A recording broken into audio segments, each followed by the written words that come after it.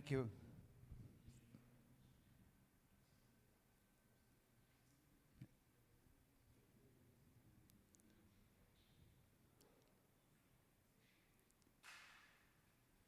Thank you. After everyone, I hope we all had a sufficient rest to be able to engage a next topic of our conversation here.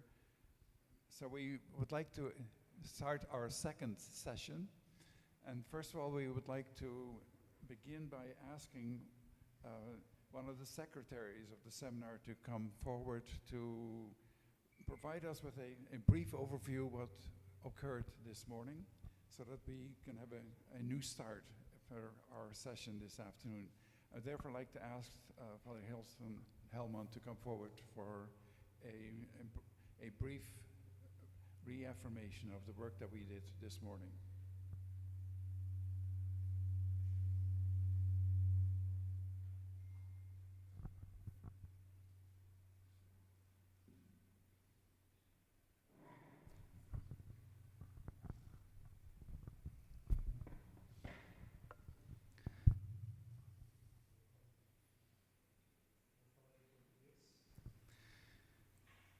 Vocês todos estão recebendo no grupo de WhatsApp o resumo em língua inglesa e em língua francesa. Nós aqui optamos por ler este brief, esse resumo em português também para facilitar um pouco o nosso sistema de tradução. Em nossa primeira sessão, a Comissão Teológica Europeia apresentou uma análise dos cadernos 35 a 45 de Notes Quotidiennes, correspondentes aos últimos 15 anos da vida de Padre Dehon. A leitura foi desenvolvida a partir da perspectiva narratológica, histórica e teológica. A ideia central é que estes textos não são simples registros pessoais. O diário possui também uma função espiritual, formativa e institucional. Ao narrar a própria vida, Padre Dehon seleciona, interpreta e atribui significado aos acontecimentos. Assim, constrói-se no texto uma determinada imagem do fundador, o chamado fundador ideal. Essa imagem não coincide necessariamente com a pessoa histórica de Padre Dehon. Ao mesmo tempo, o texto constrói um determinado leitor, chamado a reconhecer essa experiência como referência para a sua própria vida. Para explicar este processo, a comissão recorreu à distinção de Wayne Bolt entre autor real, autor implícito e leitor. O Padre Dehon histórico é aquele que viaja, adoece, administra e enfrenta as dificuldades de seu tempo. O autor implícito é a figura que emerge da organização dos próprios textos. É o fundador, o homem de oração, a vítima, o pai espiritual e a testemunha da ação da providência na história. Em relação com o leitor, possui, portanto, caráter formativo. Padre Dehon não escreve apenas para transmitir informações sobre sua vida, ele procura formar um determinado tipo de discípulo. Um discípulo capaz de assumir uma visão espiritual da realidade e de dar continuidade à missão recebida. A comissão identificou alguns eixos fundamentais nessa construção. O primeiro é a união com Deus. A fecundidade apostólica depende da vida interior. O segundo é a espiritualidade de vítima. Ao longo dos cadernos, ele parece deslocar-se de uma linguagem mais expiatória para uma compreensão mais ligada à oferta de amor. Nessa evolução aparece também a influência de Santa Teresinha e de Elizabeth da Trindade. Outro aspecto central é a relação entre interioridade e ação social. Padre Dehon aparece ao mesmo tempo como homem de oração e atento às questões sociais e políticas do seu tempo. A reparação não se limita à dimensão pessoal. Adquire também uma dimensão social ligada à reconstrução da sociedade e ao cuidado com os pequenos e humildes. Nessa perspectiva, o reinado social do Sagrado Coração aparece como expressão do amor de Cristo atuando na história.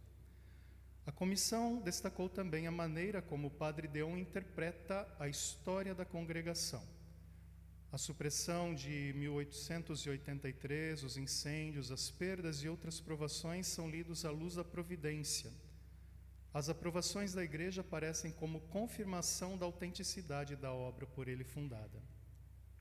A aprovação das Constituições, em 1923, adquire especial importância, representa a consolidação e a transmissão do carisma para além da pessoa do fundador. A história é, portanto, lida como história da salvação. Guerra, exílio e sofrimento são interpretados em chave providencial e reparadora. Ao mesmo tempo, as notas cotidianas funcionam como instrumento de transmissão espiritual. Padre Dehon lê e organiza autores de tradição espiritual e transforma essas leituras em referências para a formação daqueles que o sucederão. Para o leitor de hoje, segundo a comissão, o desafio já não é o laicismo duro da Terceira República, é antes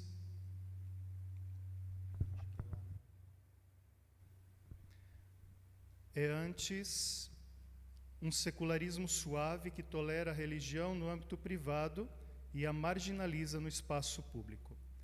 Nesse contexto, conceitos como espírito de vida e oblação exigem uma tradução hermenêutica. Também a união mística e a reparação podem ser relidas a partir da restauração das relações feridas. O reinado social pode ser compreendido em chave de justiça e de teologia de pontes. Esses elementos permanecem fecundos diante da crise ecológica, das migrações e das novas fragilidades sociais e institucionais. A Comissão Teológica Africana acolheu positivamente a contribuição europeia, reconheceu a importância das notas cotidianas como testemunho espiritual e síntese da trajetória de Padre Dehon. Também aceitou a distinção entre autor real e autor implícito. A comissão questionou, contudo, o risco de uma leitura excessivamente providencialista. Essa leitura pode espiritualizar o sofrimento e deixar em segundo plano suas dimensões históricas, sociais e políticas. Questionou também a noção de leitor implícito. Identificá-lo simplesmente como uma alma piedosa pode ser insuficiente, se essa categoria não for demonstrada pelas próprias estratégias do texto. Foram levantadas ainda questões sobre a atualidade da linguagem do espírito de vítima. Questionou-se também a distinção entre o sofrimento da congregação, interpretado como purificação, e o sofrimento das nações, interpretado como castigo. Outro ponto foi o alcance do conceito de secularismo suave.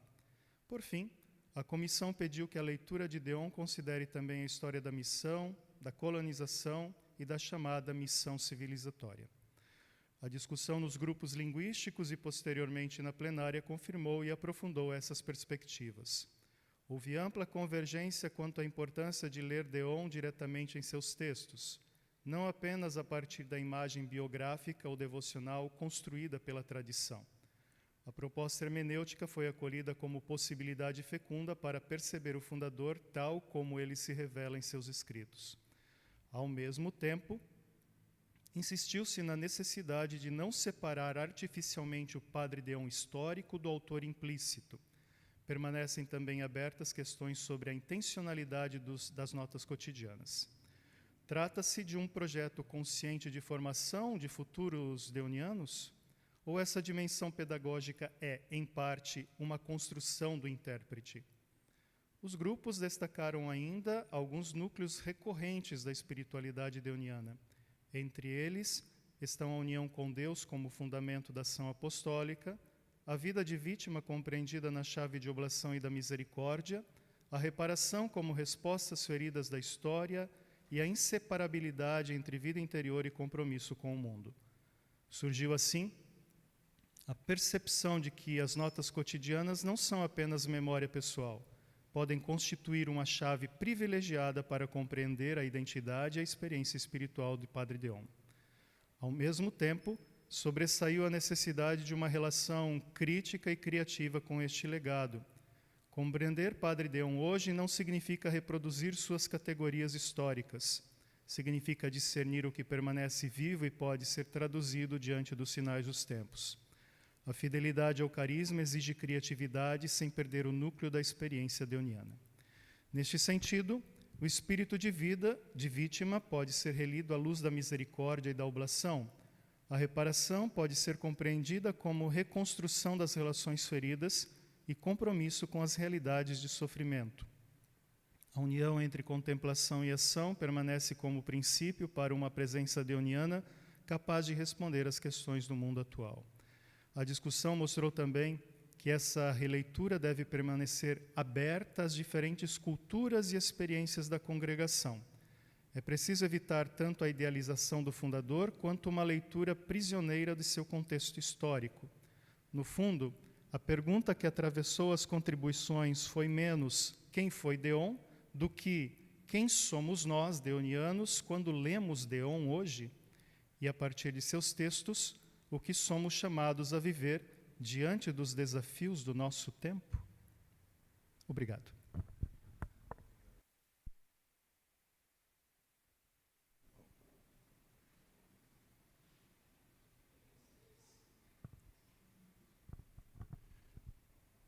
Thank you very much, Nilsson, for providing us with this kind of a background to what took place this morning. So we have maybe refreshed thereby our memories. This afternoon we will return to the second series of texts on Dehon's oeuvre, his social writings. Dehon indicates, or there are in the Dehon docs indicates there are 11 texts under Dehon's writings touching on the social. And so the scientific committee has asked the South American Commission to give us a reading of these texts. And the persons presenting us the perspective of the social texts are, first of all, Delio Ruiz, Renato Lima, and Emerson Ruiz. The three of them will be presenting the text. You ask them to come forward, please.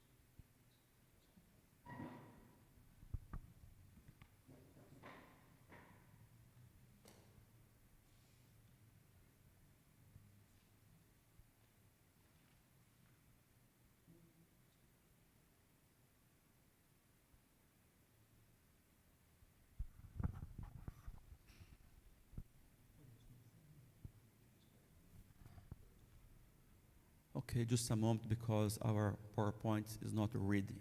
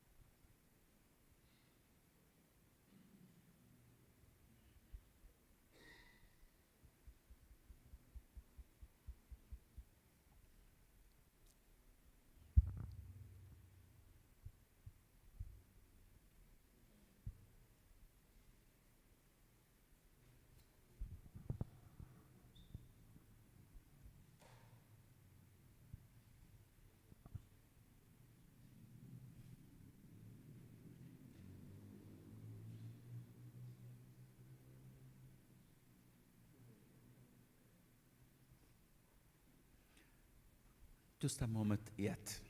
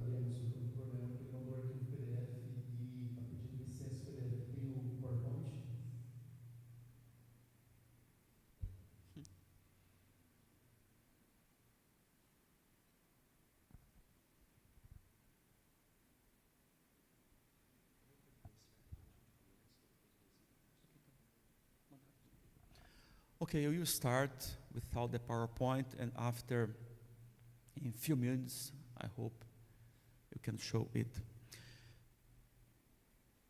Dear confreres, the Dehonian family who follow us by our social media, and participants of the 7th Dehonian Theological Seminar. The Latin America Theological Commission was entrusted with selecting a social work by Father Dehon. We choose the Social Catechism, published in 1898. Social morality has already appeared in earlier writings, especially in the Christian Social Manual. However, in the Social Catechism, it takes one more concise, catechetical, and accessible form, aimed at a broader audience. The research conducted by the Commission of Latin America, following the indicated methodology, is titled, "The Church Will Give Us Her Social Doctrine." The Social Catechism as a catechism of public morality, implied author, mock reader, and relevance today. The book has a rigorous theological and social structure. It is preceded by a preface and organized into 4 parts that, in a certain sense, articulates doctrine, practice, and hope, as we shall see below. The first part, the principles of social and political life, establishes the anthropological and theocentric foundation of society, addressing the purpose of man, the family, the origin of public authority, religion, concordats, and modern freedoms. The second part, principles of economic life, tackles the complexity of nascent capitalism, the socialist threat, addressing labor, wages, credit, banking abuses, taxes, capital, and the corporate system. The third part, social duties, constitutes the practical core of the book, as it presents the duties of various social actors, beginning with the priest, who is called to study, teach, and act. Finally, the fourth part, apologetics, a social history of the Church, extends the catechetical genre to a historical apologetics, presenting the Church as the true promoter of progress, freedom, and the Christian restoration of society. This structure reveals that the first 2 parts indicate, in a sense, what we believe. The third part points what to do, duties of each person in society.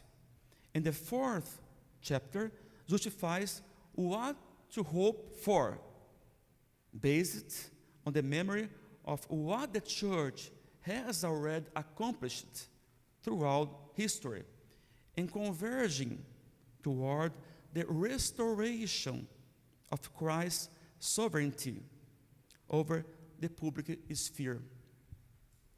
Research methodology, Wayne Both. To analyze social catechism, Commission of Latin America draws on Wayne Both theory, particularly the categories of implied author and mock reader. And the third part, of course, today. During this presentation, this first part will be presented by me. The second, by Father Renato. And the third, by Father Délio. The fundamental question of the book. In our view, the writing of Social Catechism is permitted by a fundamental question. How should a Catholic understand and reorganize social life, political and economic, in the wake of the modern rupture, in the face of the advance of ideologies and the practice that exclude God and the Church from the public sphere, Freemasonry, social atheism, socialism, liberalism, and what is the Church's place in this reorganization. For our author, the crisis is not merely economic, but essentially metaphysical. In the preface, he states that since the 18th century, civil society has been shaking to its foundations, number 5 of the Catechism, and that the Church retains all the words of life to reorganize society according to the needs of God's children.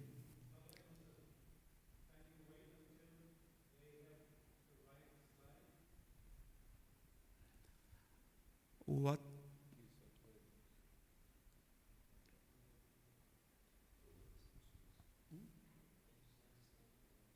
Okay. It's the same. I can read these slides here. Okay. Is okay or no? Now I am in the research methodology. Okay, Zé Ronaldo, Father Renato.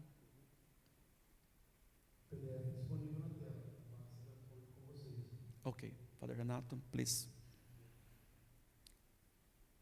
For our author, this crisis is not merely economic, but essentially metaphysical.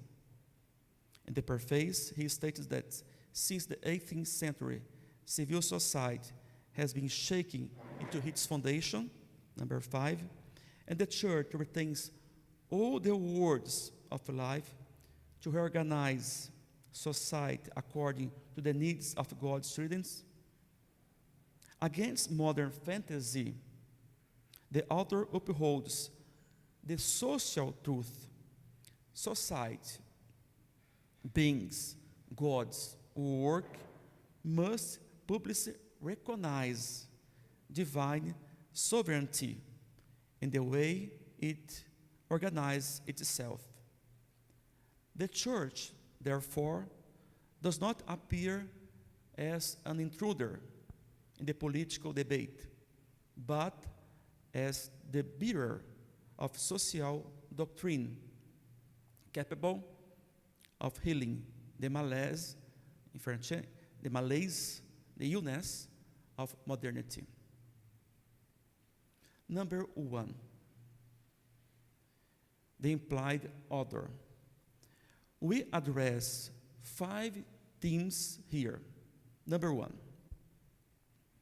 the catechetical genre as a strategy for persuasion and formation. Number 2, the context of the work, Father Dehon and social years. Number 3, the order and the composition of the text. Number 4, the metaphysical problem, the confrontation with the modern rupture. And number 5, discursive effectiveness and historical limits. Number 1, the catechetical genre as a strategy of persuasion and formation. The author of Social Catechism presents himself as a master of doctrinal synthesis and social educator. I repeat, the author presents himself as a master of doctrinal synthesis and social educator. By choosing the question and answer catechism genre, a format the author defines as a complete and autonomous social catechism, he establishes a strategy of persuasion based on the theological and historical authority of the Church and the clarity of the answers. Thus, the implied author reveals himself not only in the doctrinal content of the answers, but also, is important, in the catechetical form of the work, in the selection of the questions, the concise and perspective tone, the authorities that he quoted, and the presumed readership, the mock reader. As a trusted moral guide,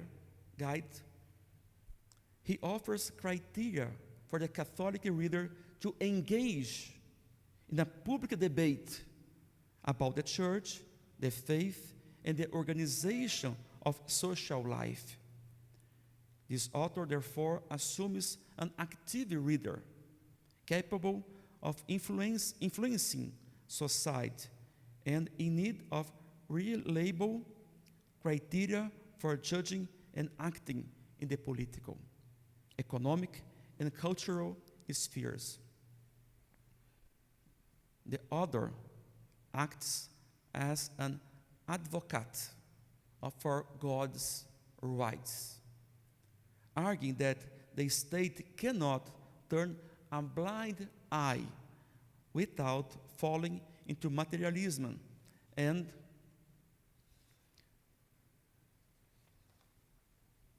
the perversion of his own purpose.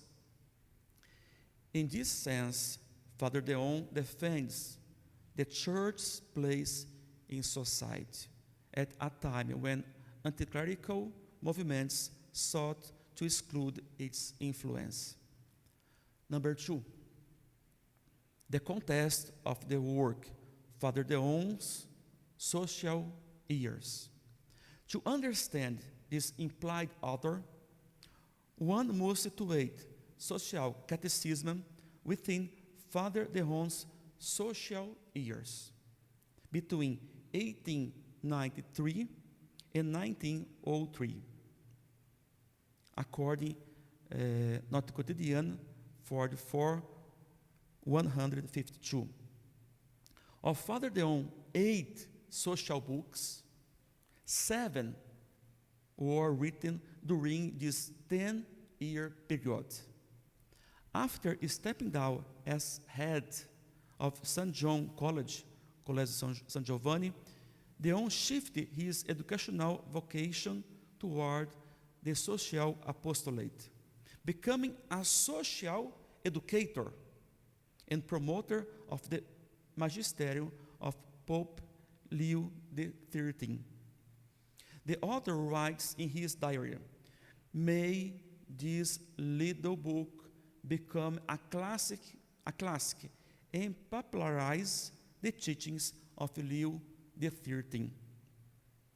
Written against the backdrop of Christian Democratic congresses, seminarium gathering in Val-de-Bois, meetings with the Third Order of St. Francis, and other debates, the Social Catechism reveals an author-inept work, attentive to the question of his time and drawing primarily on the magisterium of Leo XIII, as well as on authors such as Kettler, Leon Armel, Manning, Gibbons, Windshorst, and others representative of social Catholicism.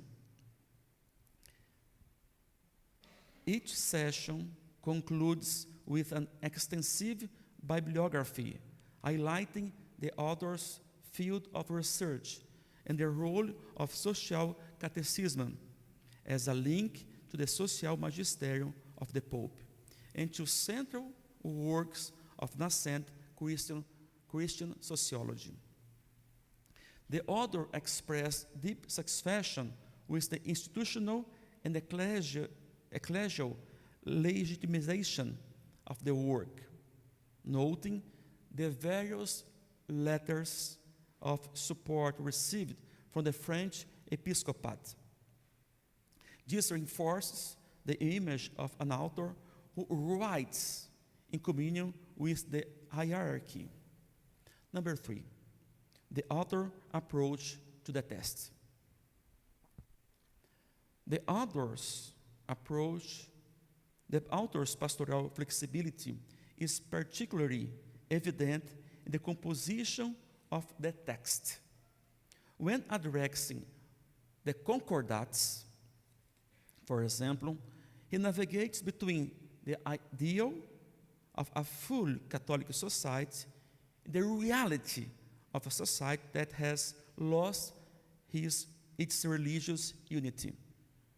This stance demonstrates that social action must respond to times and circumstances, number 1 of the preface of the Catechism. At the same time, Social Catechism tackles difficult issues: wages, taxes, banks, interest, the stock market, capital, etc., with a solid intellectual grounding. For this reason, the priest is called to study, to teach, and act. Number 241 of Catechism. Serious study emerges as a prerequisite for the social apostolate.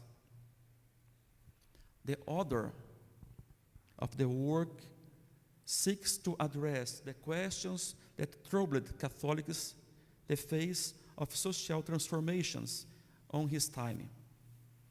He answers questions from Catholics and prepares them for the debate. He interweaves theological reflection with a very traditional expository model, namely the Catechism.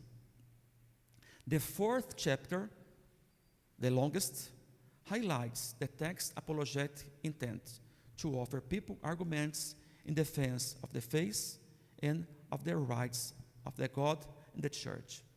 Number 4, metaphysical problem, confronting the modern break.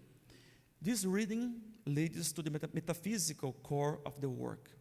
For the own, modernity enters into crisis when it expels God from public sphere and attempts to organize society as if religions were merely a private matter.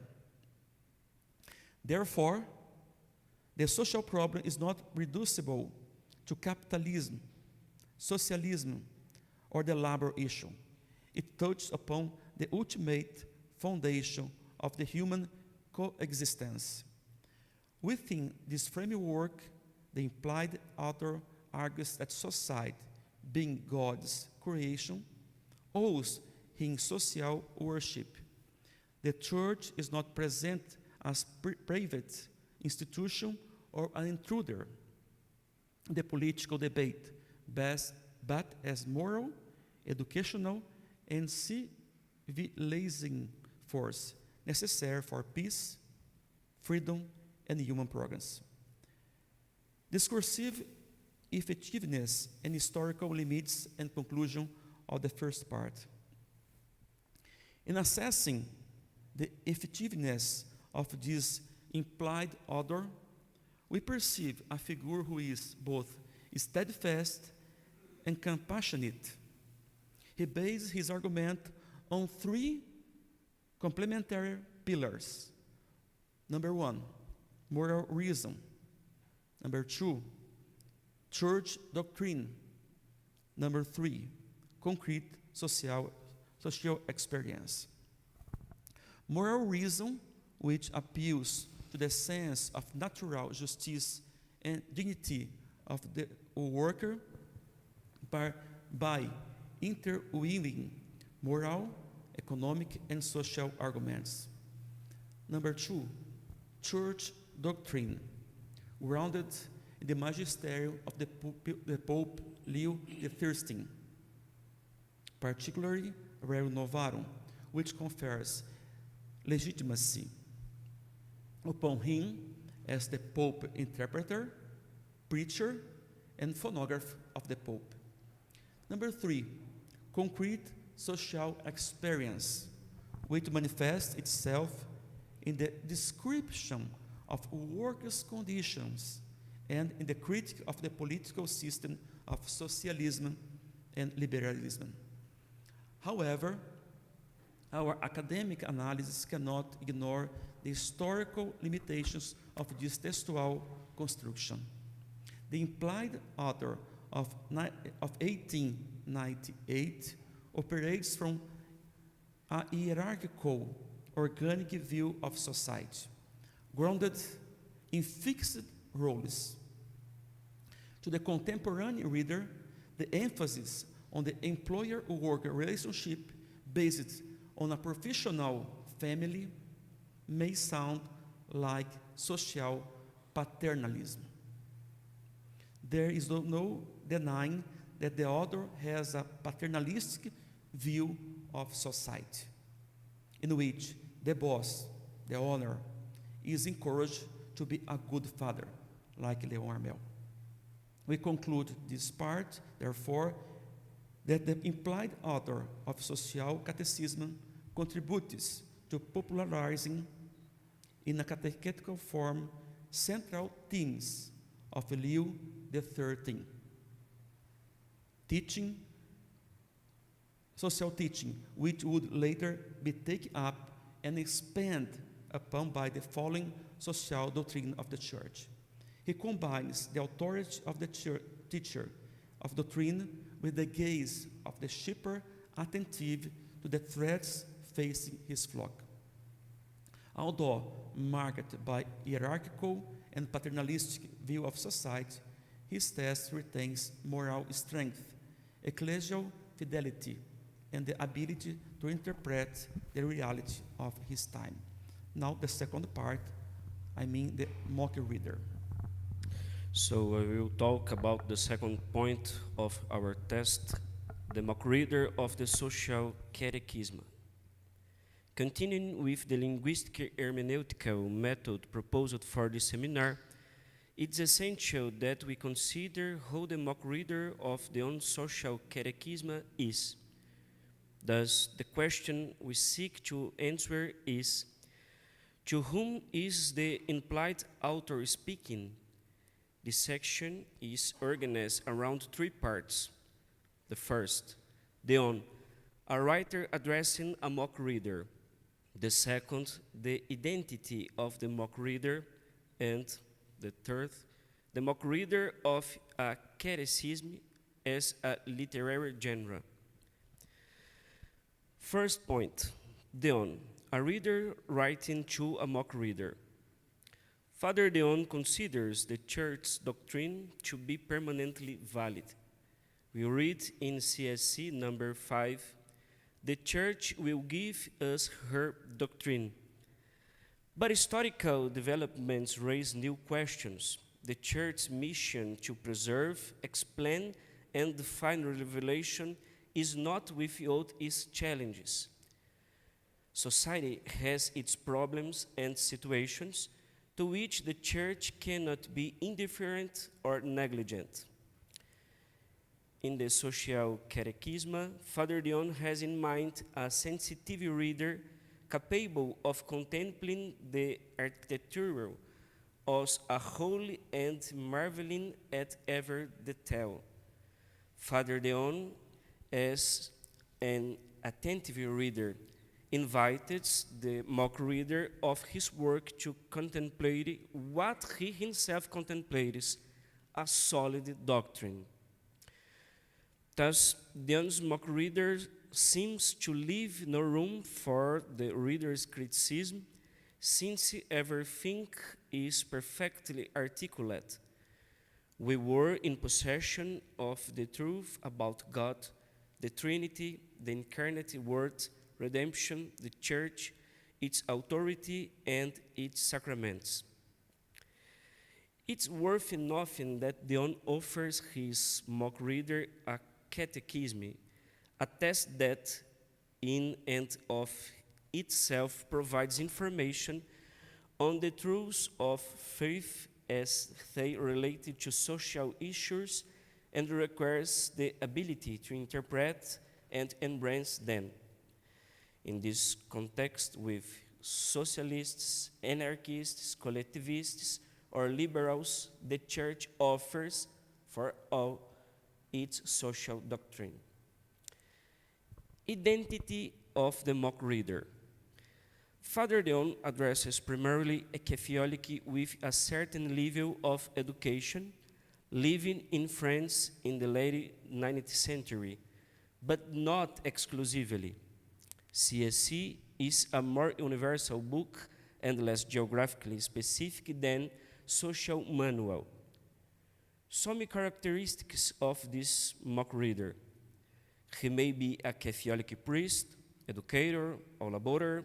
He may belong to the middle class or be a worker committed to social cause. In CSC, the reader's identity can be outlined based on the various social actors mentioned by the author, especially in the third part of the work. The implicit vocation is that of a Christian engaged in various spheres of social life. It all begins with the family prior to social life, the nucleus that society must protect, respecting its autonomy, stability, and the authority received from God. These groups, the families, communities, professional associations, and others. The test also appears to address magistrates and public authorities who must conduct themselves as Christians, recalling that obedience to civil authority is valid only within certain limits, never in contravention of God's law, and that the faithful should, in difficult matters, defer to discernment of those who hold authority in the Church. It also addressed teachers and cultural educators by maintaining that education has the mission to instruct the reason, form virtue, and create the habit of obeying authority, and that teaching cannot do without a religious reference. An alternative view, by the way, of the mock reader is offered by Giuseppe Toniolo, who wrote the preface to the Italian edition of Social Catechism, and in his preface to Dehon's work, he introduces it and suggests the mock reader for the work. For him, the mock reader is a simple lay person who must be introduced to the church social teaching. In his words, it's true that it's more difficult to present the breadth of truth in a way accessible to uneducated minds than to expound scientific theories to scholars.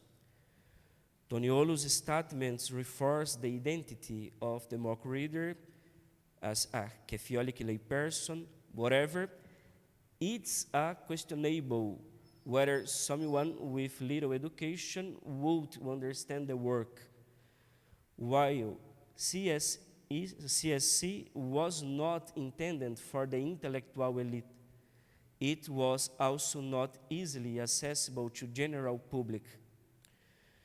Dehon's mock reader is someone capable of understanding basic Christian doctrine, somewhat familiar with church history and the major concilios, able to follow the social language of the papal encyclicals, especially those of Leo XIII, but also those of Pius IX, and aware of the consequences of the French Revolution and its repercussions. Therefore, while on the one hand the implicit author envisages a rather simulator is a worldly of social tensions, of the other he conceives of a reader capable of navigating the complex apologetic journey of the fourth chapter. In a sense, CSC is a kind of moral tutorial for understand the New World Choose doctrine. The author reinforces his conviction is on apologetical work against socialism, communism, and materialism, things to be combated. In summary, the mock reader envisioned by Father Dehon is an educated and consistent Catholic with a certain degree of social engagement and a critical stance toward socialism and materialism in late 19th century France. He is someone who values doctrinal precision, respects ecclesiastical authority, and is motivated both by the search for doctrinal, social, and economical truth. The mock reader of Catechism literary genre in the late 19th century. During the time when Father Dehon lived, and it is very important, other catechisms were available to readers. The presence of this literary genre reflects a society seeking greater conceptual clarity amid intense cultural and social transformation. This is why the catechism genre had expanded beyond ecclesiastical circles to address topics on the fringes of the faith as seen in the French Republican Catechism, the Constitutional Catechism, the Patriotic Catechism, and various others. These projects demonstrate an effort to consolidate new ideas, create social groups with coherent doctrines, and develop well-funded responses to common debates during periods of great social upheaval.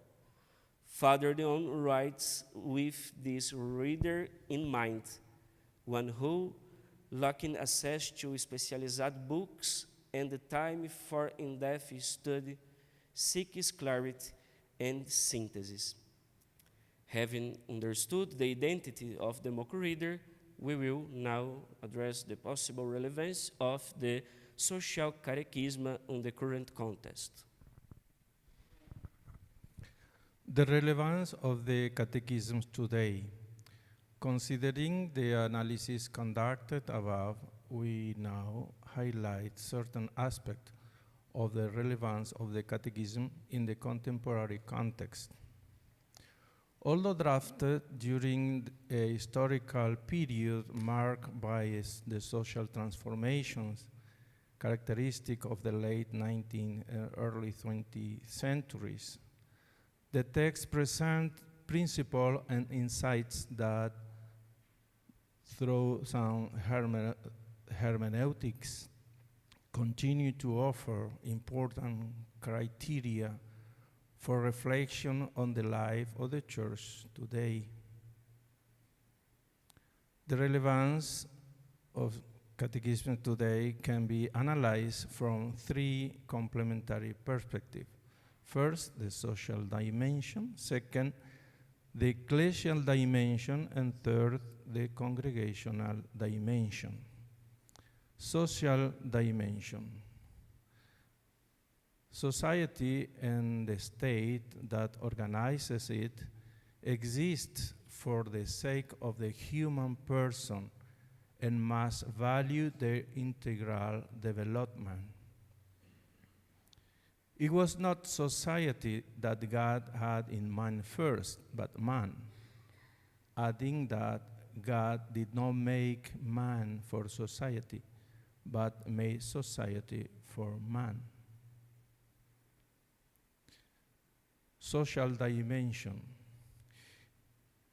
Civil society is presented as a necessary instrument for individuals and families to achieve fuller development.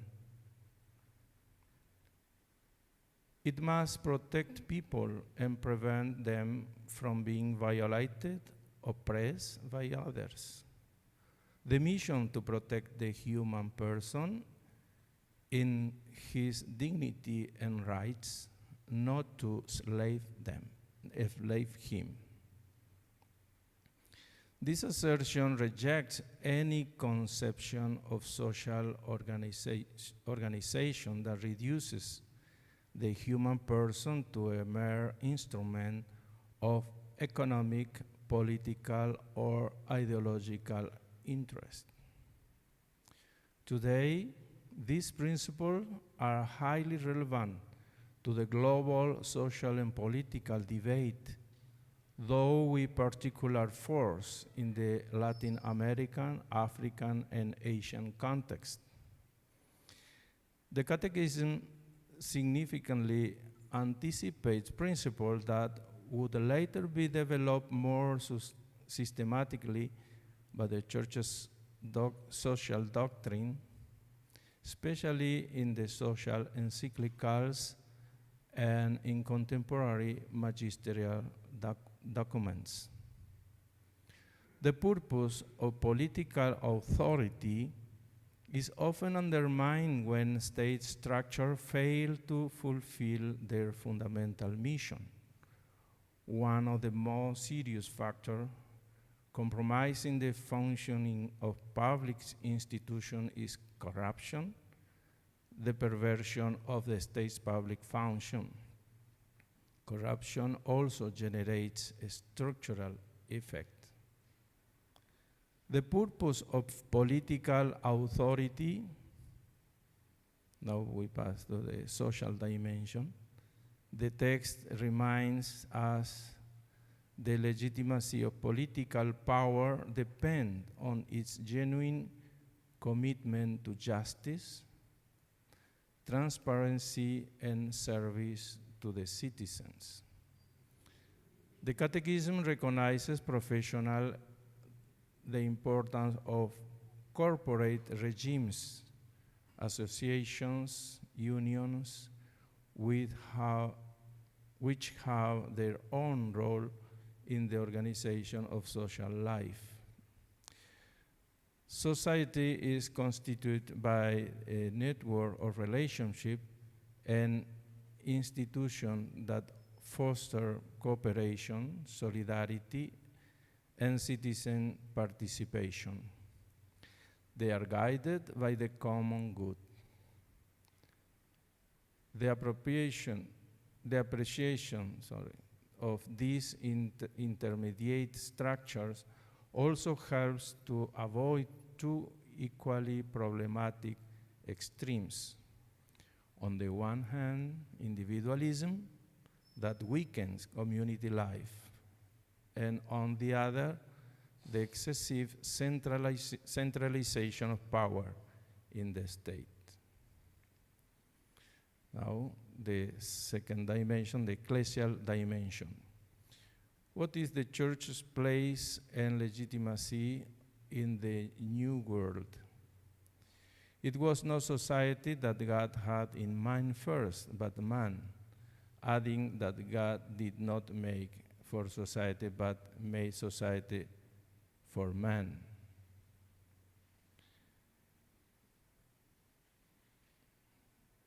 The family as a fundamental nucleus of society. The family precedes the state and constitute the primary space for human, moral, and religious formation.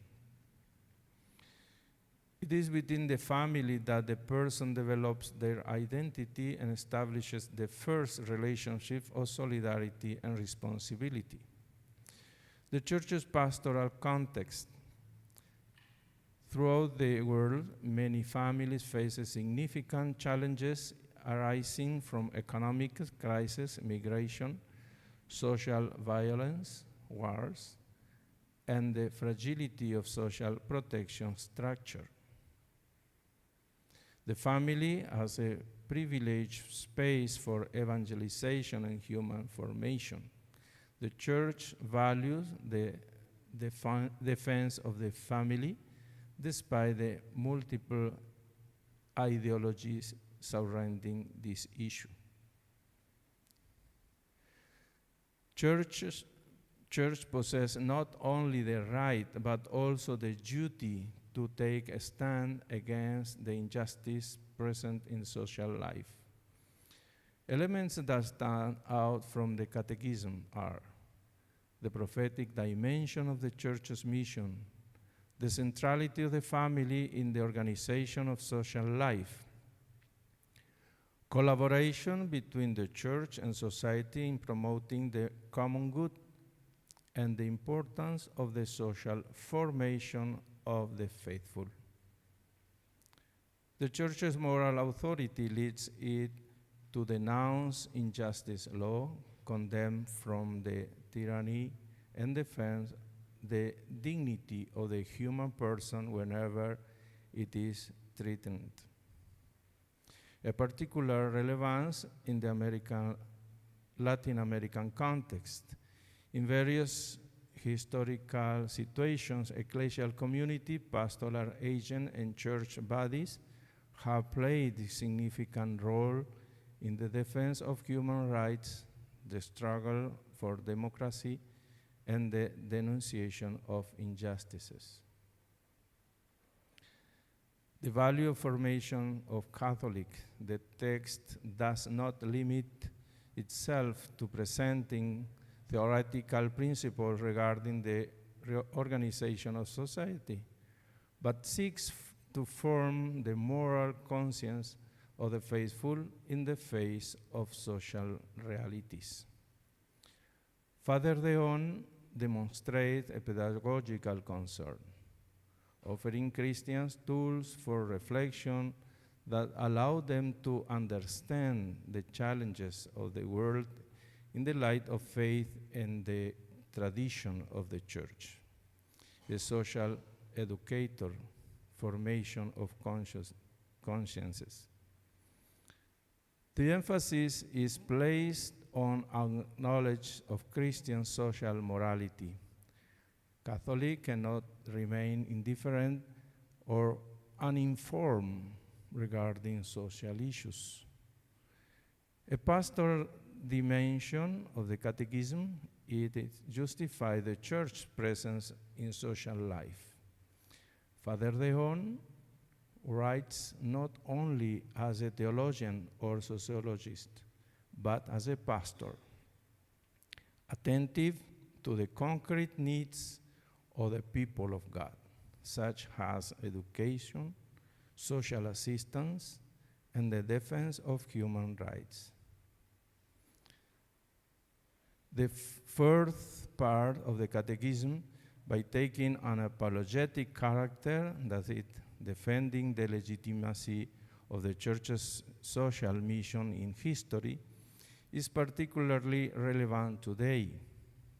By taking an apologetic character, that is, defending the legitimacy of the Church's social mission in history, is particularly relevant. The Church is not merely a private spiritual reality, but an educational force that from the earliest days of Christianity through the Roman Empire and the various stages of history has contributed to forming consciences. protecting human dignity and guiding society according to the truth of the gospel. The Church's social action should not be limited to the liturgy, private morality, and internal life. Father Dehon asserts the opposite. When society is shaken to its foundations by ideologies and crisis, the Church is called to offer criteria, discernment, and action in favor of the common good. A renewed apologetics is necessary ad extra and ad intra. Finally, the congregational dimension. Reflecting on the certain aspect that directly challenges the life and mission of the congregation in the current context, the Catechism recalls the importance of the social formation of the faithful and demonstrates Father Dehon's concern for teaching the Christians the principle of social morality and the organization of society.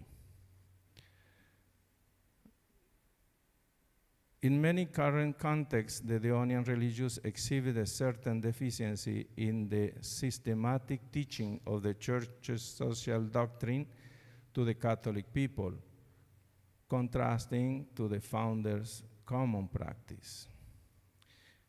Declining interest in social issues in some sector of the congregational life, Dehonian spirituality have always been deeply linked to sensitivity to social and economic realities. For Father Dehon, contemplation of the heart of Jesus led to commitments to transforming realities of injustice. Looking back at the history of the congregation, it is enlightening to see how Father Dehon's social apostolate sparked controversy even in our early days, as is well documented in the letter that Father Germano Blancal. Father Dehon acts as disciple of Leon XIII and addresses new issues, showing that there is not truly human reality that does not find an echo in the heart of the Church. Looking back at the history of the congregation, it is enlightening to see how Father Dehon's social apostolate generated controversy. Considering this criticism of the founder's social apostolate, is it not possible to imagine that today there is a new Blancalism? That is, a tendency to exclude major issues of the day from ecclesial and congregational debate. Coincidentally, the letter from Father Blancal and his companion was written in the same year that the Catechism was drafted. Father Dehon chose to continue in the apostolate and in social formation. In Souvenirs, when addressing the social apostolate, Father Dehon states, "But here too the work must continue." Many of the questions answered by Father Dehon in Catechism remain relevant today, but many new issues have arisen, and the theological examination of this topic lies at the heart of the mission of Father Dehon's disciples. The Catechism is an invitation to rediscover a foundational dimension of the Dehonian charism. It recalls the social dimension, the spirituality of the heart of Jesus. In the nutshell, fair defense of human dignity and fundamental rights. Second, criticism of corruption and dysfunction of the state. Third, the relevance of the Church's social doctrine on issues such as education, the family, and social justice. And fourth, inspiration for contemporary pastoral and social action to continue building up the reign of the Sacred Heart of Jesus. The Catechism remains even today a challenge for the construction of the more just social order, grounded in human dignity and illuminated by the gospel. Recalling the author's opening statement, the Church will give us its social doctrine, indicates part of the Church's social mission. The Catechism is and always it will be an invitation to rediscover a foundational dimension of the Dehonian charism. Thank you. I had to read.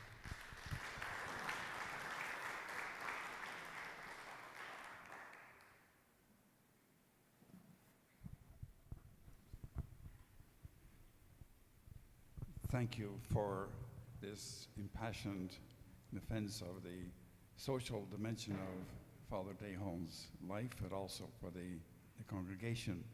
We are, I'd say, as a community, we've clearly taken on a social dimension and asking ourselves in what way the spirituality of the Sacred Heart has a social implication for us. And so what we, first of all, really want to thank is the Latin American or the South American group for the presentation of the social dimension of Father Dehon's teaching, particularly looking at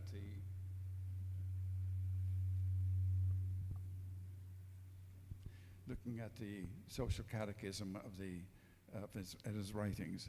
We have stayed within our period of time.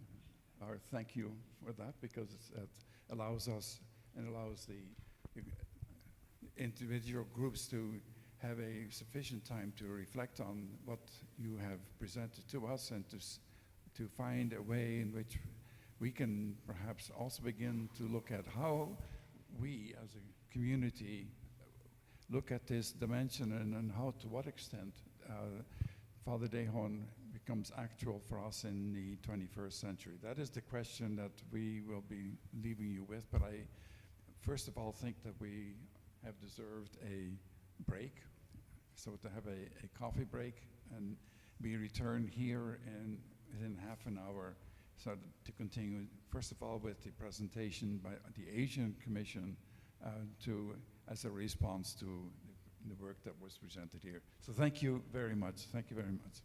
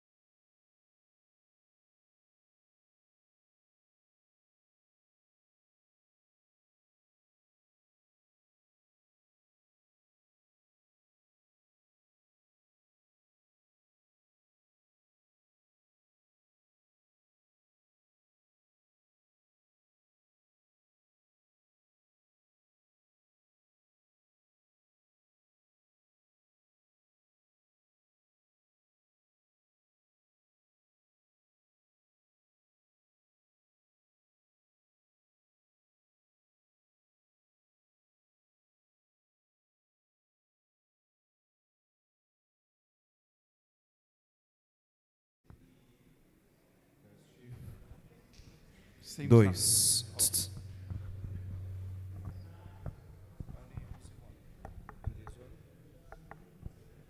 Teste. Esse é tá muito alto. Abaixa mais um. Ainda tá dando microfonia.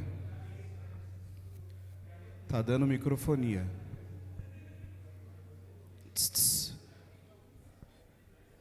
Teste 1. Ele vai ficar com... Deixa eu fazer o teste do 1.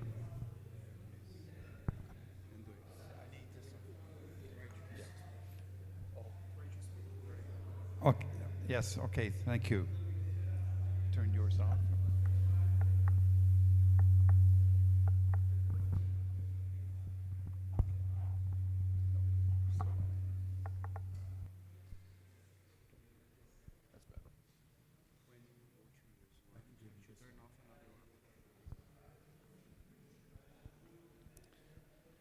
Welcome back to our discussion here. We have had our break.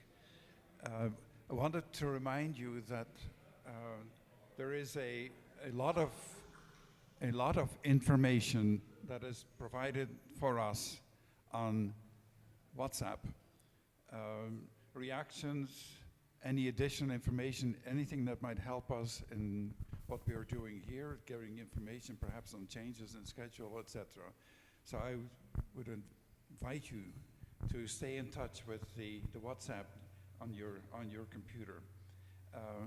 After we have listened to the presentation of the South American group on the social works of Father Dehon, we would like now to hear the reaction that the theological group from Asia has made to this presentation. So we asked Father Michael Augustine, to provide us with their perspective on the social works and the social writings of Father Dehon. So good evening to everyone.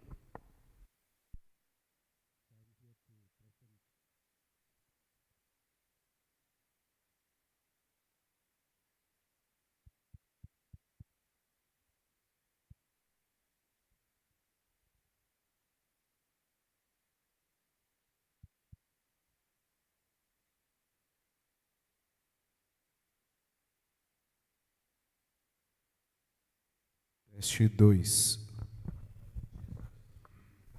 So good evening to everyone. I am here to present the response of the Asian Dehonian Theological Commission to the paper presented by the Continental Commission of Latin America on Dehon's Social Catechism.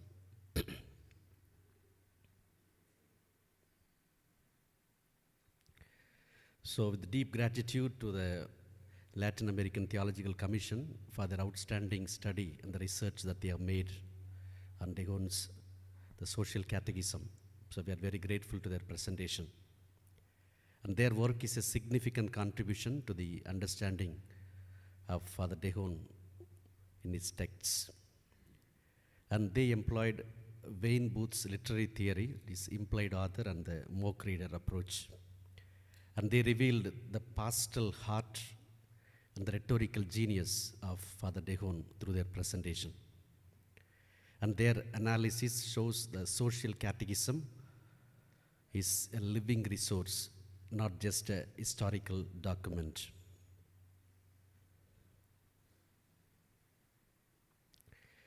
The structure of this short presentation will be in 3 sections. In the section 1, we will see the overall analysis of the Latin American Theological Commission's paper, their key contributions and strengths identified. The section 2, we see the portrait of Father Dehon as the implied author and some key traits that are highlighted. And in the section 3, we have 5 critical observations.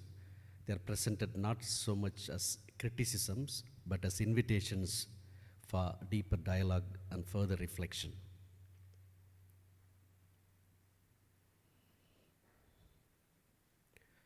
The key strengths of this presentation of Latin America: bridge between the literary theory and theology. So they applied the secular framework to theological text without distortion.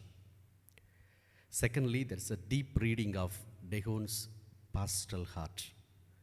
Through this presentation and research, they revealed his genuine compassion for workers and the poor.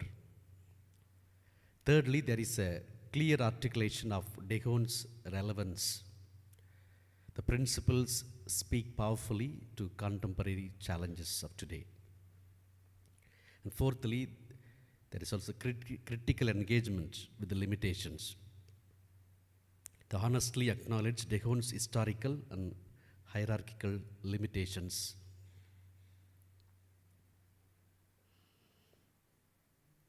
The key themes that emerge from this Social Catechism.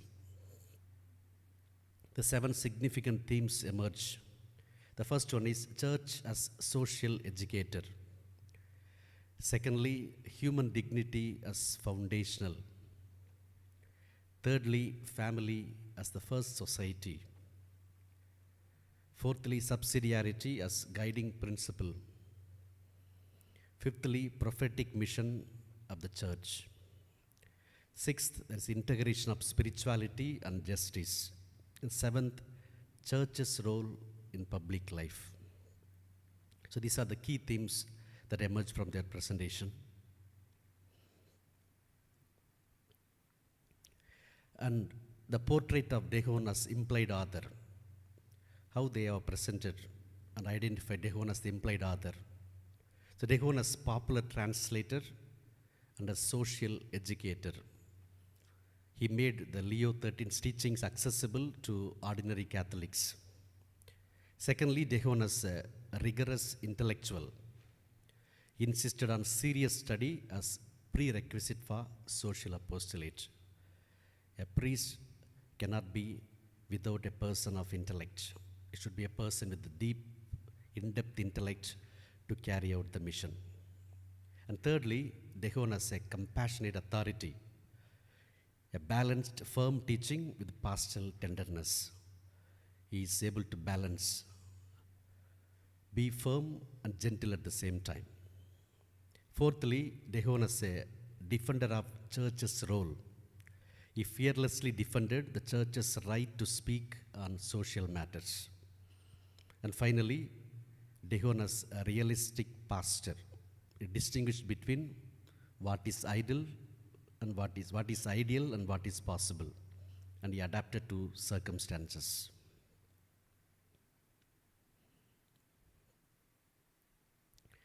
And Dehon's threefold argumentation. So how Dehon persuades or convinces his readers in these 3 perspectives as presented by the Latin American Theological Commission. The first one is the moral reason. Moral reason appeals to natural justice and human dignity. Secondly, ecclesiastical doctrine grounds everything in papal magisterium. Thirdly, the concrete social experience describes real problems to create a sense of urgency. So this threefold approach gives the text a persuasive depth beyond mere moralism.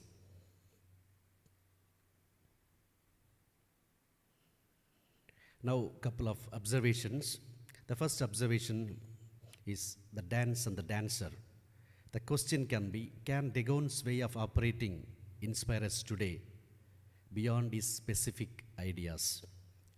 The Latin American Theological Commission focuses more on the principles than on Dehon's style, methods, and approach.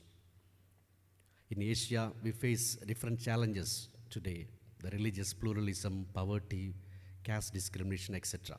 So how can, for Dehon's methods, style, and approach can be made relevant to address these realities of today in the cultural context?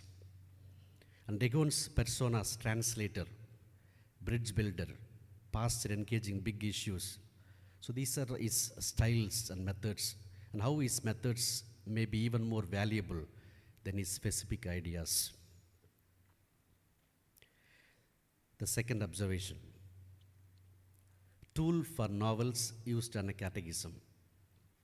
The key question is, Can a tool meant for fiction work well for a catechism?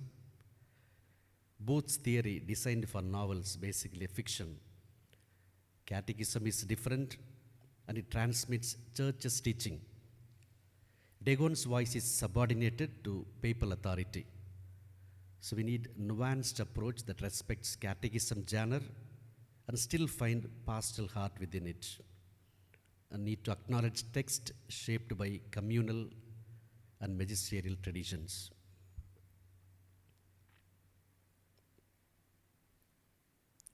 The third observation, the real reader versus the imagined reader. The key question is, how do we distinguish between the historical audience and the textual construct? The mock reader is a textual construct, that is, an imagined reader. The target audience is the real historic people. So the paper sometimes mixes these two. So understanding this distinction helps us see the rhetorical strategies. Was Dehon writing for a specific group or creating an ideal reader?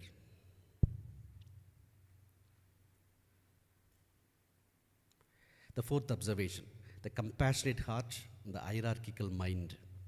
The key question is, how do we honor Dehon's compassion while critiquing his limitations? Dehon had genuine compassion for the workers and the poor, but his mind was shaped by hierarchical worldview. He did not question deeper structures of capitalism. So in Asia, the issues of caste, class, and colonial legacy are deeply felt. So we cannot reproduce Dehon's vision without critical reflection. So we need to discern what is enduring and what is historically possible.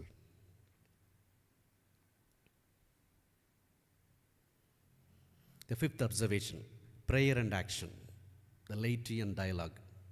The key question is, how do we integrate spirituality and justice? How do we form lay people as active participants? How do we learn from one another across the context? So the integration is often found missing. The spirituality and action seen as separate realities at times. The laity often seen as the passive recipients more than the active participants. So Dehon's example challenges this false separation. His vision of laity as social educators is prophetic but not yet fully realized. Maybe this international seminar is a precious opportunity for dialogue. How can we put contemplation can lead us into correct action? How can the laity become active participants rather than being a passive spectators? So now the 5 key questions for our further discussion based on these 5 observations. The dance and the dancer. Can Dehon's way of operating inspire us today? The tools for novels used on a catechism. How do we respect catechism genre while finding the pastoral heart? Thirdly, the real reader versus the imagined reader. How do we distinguish between the real and imagined readers? Fourthly, the compassionate heart and the hierarchical mind. How do we honor compassion while critiquing the limitations? And finally, the prayer and action, the laity and dialogue. How do we integrate spirituality and justice across the cultural context? So as a whole, we have a deep appreciation for the work of the Latin America. Their contribution, their presentation is a gift to the congregation, and it reveals the pastoral heart, the intellectual rigor, and the spiritual depth of our founding father, Leo John Dehon. This presentation also demonstrates enduring relevance of his social thought. The 5 observations are invitations for deeper reflection and further dialogue. May the heart of Jesus continue to inspire us in study, prayer, and commitment to building a more just and compassionate world in the person of Father Dehon and through his texts. Thank you.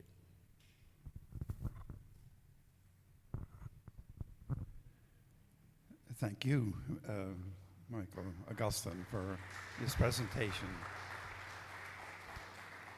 certainly helpful to see from your perspective also, particularly from the Asian perspective, how a text such as this that we have studied, which is much grounded in a European context, how you respond to and Asians respond to such a situation.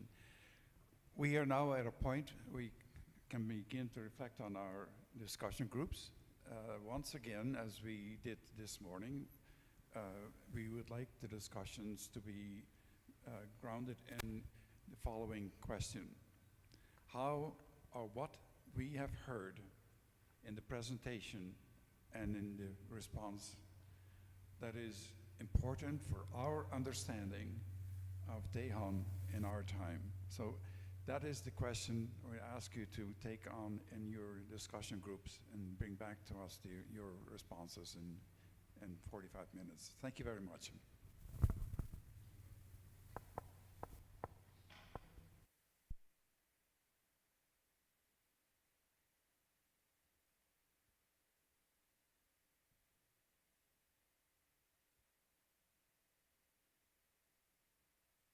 I would like to ask the secretaries of each group to send to me by email the discussion, because it's easier for us, for our work.